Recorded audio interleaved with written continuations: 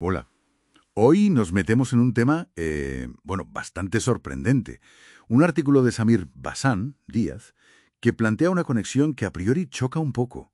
Cristianismo llevando al anarquismo. Sí, suena inesperado, ¿verdad? Pero el texto argumenta que hay puntos de contacto muy fuertes entre lo que enseñaba Jesús y las ideas de, por ejemplo, Mijael Bakunin. Exacto. Bakunin, el pensador anarquista, conocido por rechazar cualquier tipo de autoridad impuesta, ya sea el Estado, la Iglesia como institución, todo eso. Pues sí. Y bueno, nuestra misión hoy es precisamente esa. Desgranar un poco este argumento que presenta el artículo, a ver dónde se tocan estas dos corrientes, según la fuente, claro, una figura religiosa clave y una filosofía, pues, radicalmente antiautoritaria. Pues mira, si empezamos por Bakunin, en su obra Dios y el Estado, él, que era ateo convencido, veía a Dios más bien como una ficción útil para los poderosos.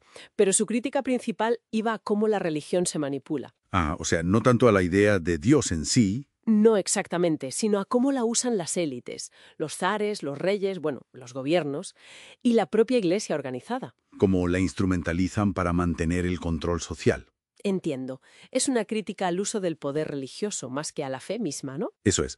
Bakunin denunciaba cómo ciertas tradiciones religiosas, que se mantenían de forma artificial, se convertían en, él lo llamaba, una costumbre mental y moral. Una costumbre mental. Sí, que básicamente anulaba el sentido común de la gente, su capacidad para pensar críticamente. Una crítica a la autoridad ya, anquilosada, digamos. Y ahí es donde el artículo de Bazán Díaz encuentra el paralelismo sorprendente con Jesús. Justo. Dice que Jesús hizo algo parecido al enfrentarse a las tradiciones de su época. Tradiciones que, según Jesús, estaban invalidando el mensaje original, el mandato divino. Hay una cita de Marcos que menciona. Sí, una cita muy potente.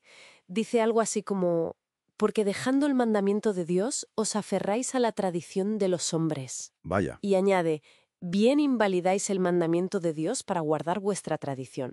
Es una acusación directa, de cómo la norma humana había terminado por suplantar el principio fundamental. claro. Y el artículo para ilustrar esto usa un ejemplo muy conocido del Nuevo Testamento, el de la mujer sorprendida en adulterio. En ese momento, la ley, que era una mezcla de código religioso y civil, pues dictaba que debía morir lapidada. Una cosa tremenda. Y ahí es donde, según el artículo, vemos la subversión radical de Jesús. Porque él no aplica esa ley. Primero, pone en cuestión la autoridad moral de los que acusan, ¿no? Con esa frase de El que de vosotros esté sin pecado. sea el primero en arrojar la piedra contra ella. Exacto. Y luego a la mujer directamente le dice, ni yo te condeno. Es decir, según esta lectura que propone el artículo, está poniendo por delante la misericordia, la persona. Totalmente. Por encima de un sistema legal y religioso que era punitivo. Entonces el artículo nos está mostrando aquí un patrón, ¿no? Una especie de crítica compartida, aunque venga de sitios muy distintos, claro. Claro, uno ateo, el otro, Jesús. Pero ambos criticando cómo el poder, sea político o religioso, al final corrompe las normas y oprime a la gente. Precisamente.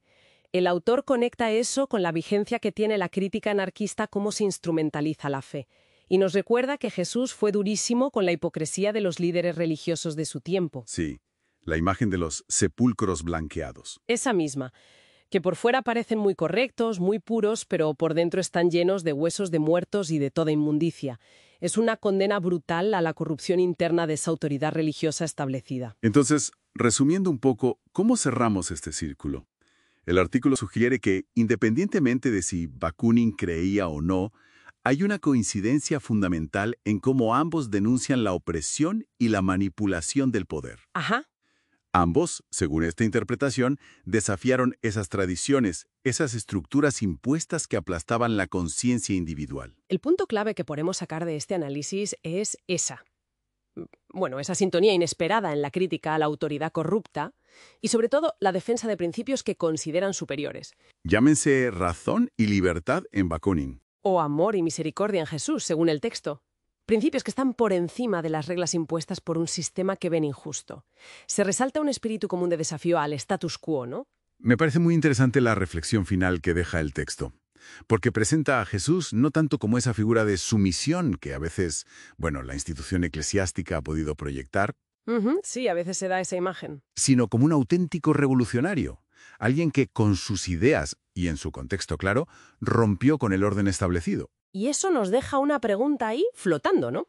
Para seguir pensando más allá del artículo, si aceptamos esta línea de argumento, ¿qué implicaciones tiene encontrar una corriente tan marcadamente antiautoritaria en las raíces mismas de una de las religiones más influyentes del planeta?